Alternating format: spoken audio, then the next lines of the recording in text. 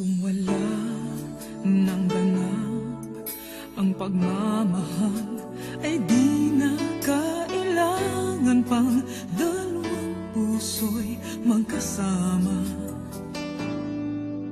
Kung wala nang tamis sa damdamin ng pag-ibig, ay hayaan ng puso ay mag-isa. Bakit nga ba iisipin ng sasabihin ng iba, gayong hindi siya ang nagdurusa?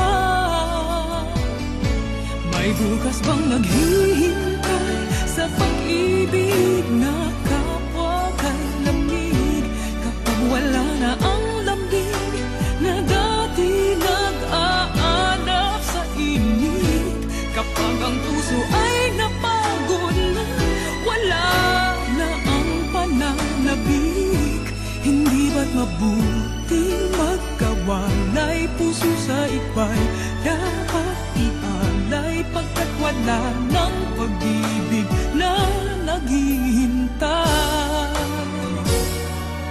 Bakit nga ba ganun? Puso ay kay hirap minsang turuan, di malaman, di maintindihan. Kung wala nang ganap ang nadarama sa puso, ay tama lang na kapwa'y lumaya na.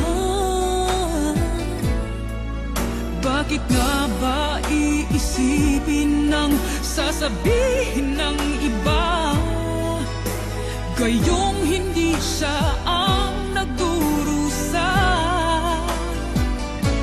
May bukas bang naghihintay sa pag-ibig na kapwa kay lamig, kapag wala na ang lambing na dati nag-aanap sa init? Kapag ang puso ay napagod na, wala na ang pananabik, hindi ba't mabuting magkawalay? Puso sa iba'y dapat ialay, pagkat wala ng pag-ibig